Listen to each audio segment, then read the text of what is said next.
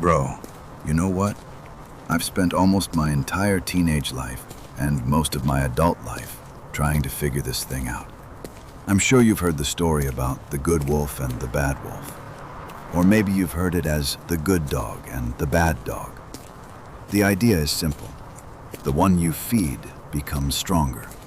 And for years, I thought, okay, so all I have to do is feed the good one. Simple enough.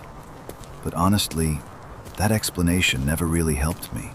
Not because it wasn't true, but because I never understood what it actually meant in real life. How do you feed the good dog? How do you accidentally feed the bad one? What does that even look like on a normal Tuesday? Nobody ever really explained that part. And that's what confused me for years. Then recently, I started noticing a pattern in my own life. Every time I'd start a new streak, I'd feel amazing. The first few days were usually the easiest. I had motivation, I had momentum. I'd pray, read my Bible, talk to God. I felt hopeful. The temptations were quiet, the urges were low. I genuinely think I finally figured this out. I think God has finally answered my prayer. But then, a week later, or maybe two, something would change. A random flashback, a passing thought. A beautiful girl walks past. A moment of loneliness.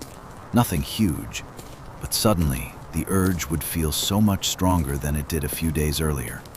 And I'd panic. I'd think, what happened? I thought I was doing so well. I thought I was finally free. For the longest time, I blamed that one moment. I thought the problem was the temptation. But now, I don't think it was. I think the problem started days before the temptation ever showed up. Because somewhere along the way, I slowly stopped feeding the good dog.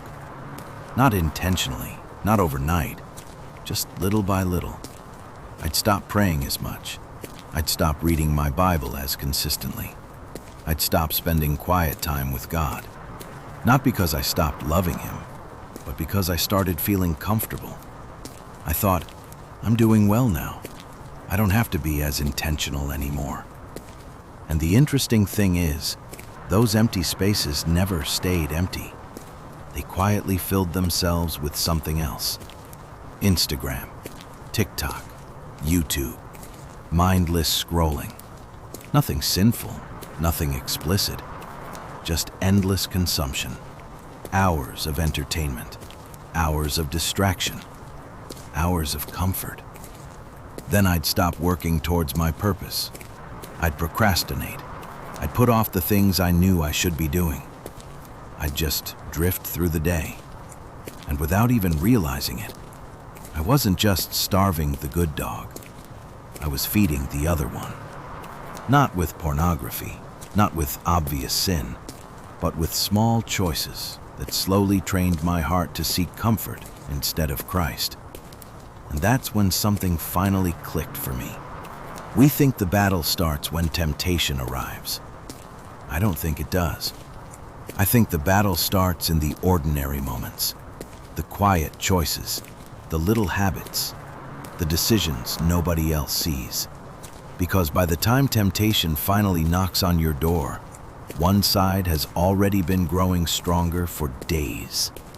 Bro, that realization changed everything for me. Now, when I notice myself becoming spiritually dry, I don't wait until I'm desperate. I don't wait until temptation is screaming at me, because that's the worst time to start preparing. It's like trying to build a shelter after the storm has already arrived. Preparation always comes before the battle, not during it. Now, don't misunderstand me. I'm not saying reading your Bible is some magic formula that makes temptation disappear. We've already talked about that. Temptation may still come. The urges may still come. Old memories may still come back. But every day I spend walking with God, I'm slowly becoming someone different. Every habit is shaping my heart. Every choice is pointing my life in a direction, closer to Christ or further away. And here's what I finally understood. The good dog doesn't become strong overnight. Neither does the bad one.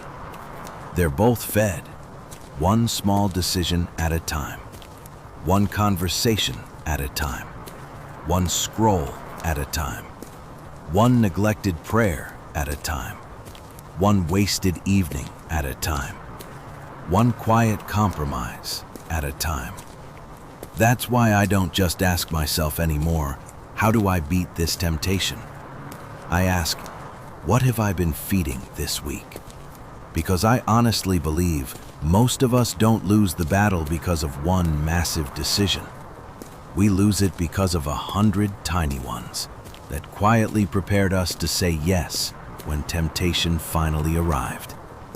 So bro, don't underestimate the little things, because the little things rarely stay little. They grow. They shape your heart. They shape your habits. They shape the kind of man you're becoming, for better or for worse. Because in the end, it's the subtle things that eventually snowball into the big things.